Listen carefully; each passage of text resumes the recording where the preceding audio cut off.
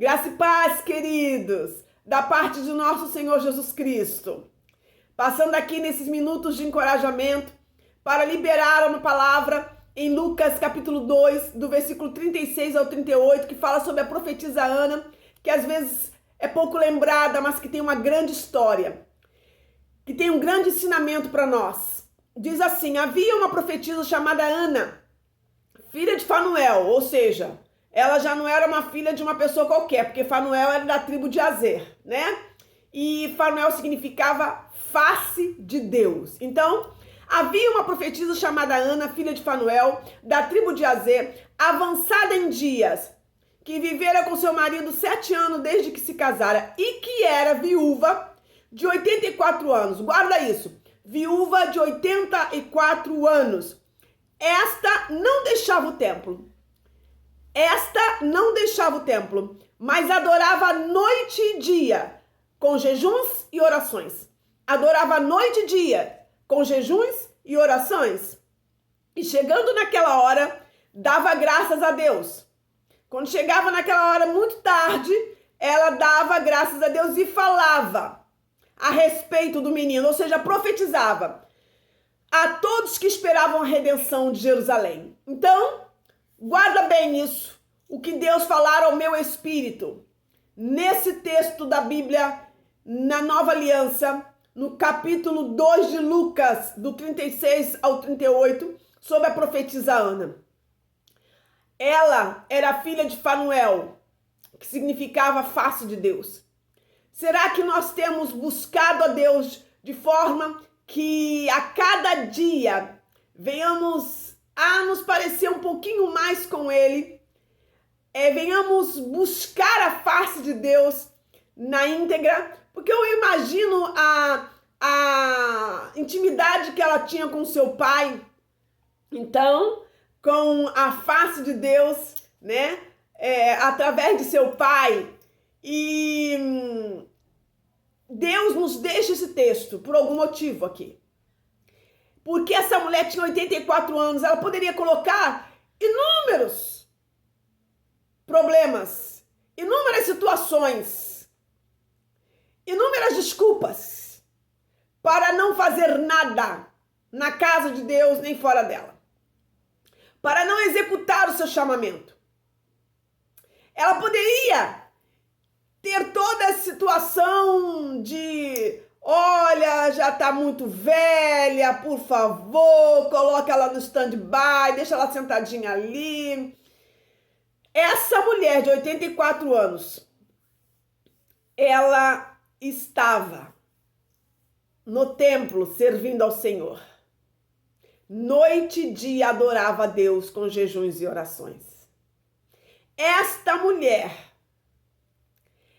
era uma viúva de 84 anos que ainda profetizava.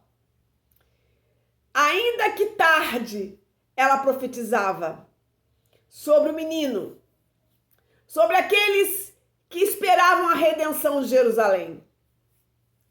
E às vezes, queridos, nós colocamos desculpa em tudo.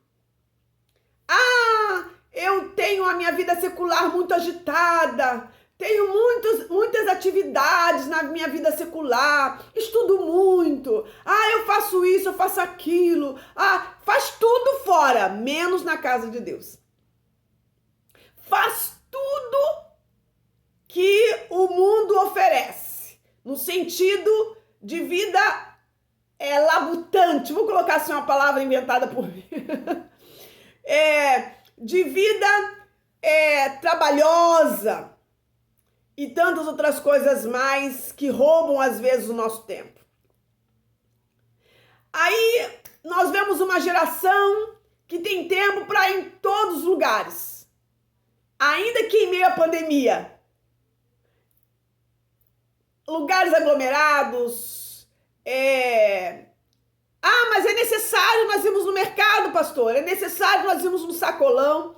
É necessário ir na festinha do amigo, na festinha da família. Tantas pessoas que foram contaminadas em festinhas, queridos. Quantas pessoas foram contaminadas em festinhas de casamentos. Não que não possamos ir. Não é isso. trazer é que essa geração, muitas delas, estão dando mais preferência aos de fora. Estão dando mais preferência estar em aglomerações externas do que na aglomeração do templo. Tem alguma coisa errada, não tem? Mas esta mulher não viu situações adversas, não olhou para a sua idade, não olhou para contratempos porque era viúva e estava só. Não! Essa mulher tinha 84 anos e a Bíblia nos relata, porque deixou registrado aqui, porque Deus queria deixar como exemplo para nós. Era viúva de 84 anos, estava no templo, aleluia, e adorava dia e noite com jejuns e orações. E chegando naquela hora, ainda profetizava sobre o menino acerca daqueles que esperavam a redenção de Jerusalém. Ela não olhou as circunstâncias. Ela era usada por Deus porque ela não se vitimizou dentro da sua própria situação. Quantas pessoas nem têm essa realidade e põem desculpa em tudo? Tem desculpa, não vou na igreja porque tô com dor de cabeça. Quantas vezes eu fui com dor de cabeça para a igreja, Jesus me curou lá. Aleluia! Aleluia, louvado seja o nome do Senhor. Deus é mal interessado em nos abençoar, porque a bênção do Senhor é que enriquece e não acrescenta dores. Quantas vezes eu fui para a casa de Deus, um pouco com dor aqui, com dor ali, e quando chegou lá, cadê a dor? A dor sumiu. Não tomou doril, não. A mão do Senhor esteve sobre mim e o ato misericordioso do Senhor nos alcançou e derramou do bálsamo de cura. E o nome do Senhor foi glorificado. E quando eu saí dali, eu já não tinha mais nada. Quando as pessoas colocam desculpa, às vezes, num resfriadinho curtinho, assim, pequenininho. Mas para ir para festas, vão de qualquer jeito, ainda com resfriado. Tem alguma coisa errada nessa geração. Porque estão deixando Deus para último plano, não estão priorizando o reino de Deus, não estão priorizando a comunhão, coletiva, não estão priorizando como a igreja primitiva priorizava. Tem alguma coisa errada, com certeza. É o momento de apostasia. E a apostasia não começa lá fora, a apostasia começa dentro da igreja. A apostasia começa dentro do templo. A apostasia começa com aqueles que a gente menos espera. Ei, vigia tu! É o momento de despertarmos do sono profundo.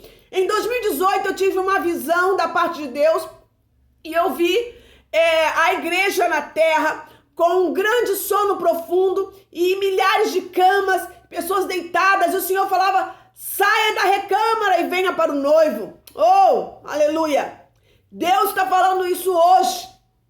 Continua falando isso hoje. Muitos estão num sono entorpecido, como diz em Apocalipse. Estão perdidos nesse sono profundo e não acordaram para a realidade de uma vida com Deus autêntica, buscando a face do Senhor. E essa mulher não olhou as circunstâncias. Ela começou a se espelhar na face de Deus, que é o significado do nome de seu pai. E começou a buscar o Senhor. Não olhou para a sua viuvez. Quantas pessoas que não têm marido, não têm, mas estão vivendo uma viuvez. Viuvez de quê? De si próprio.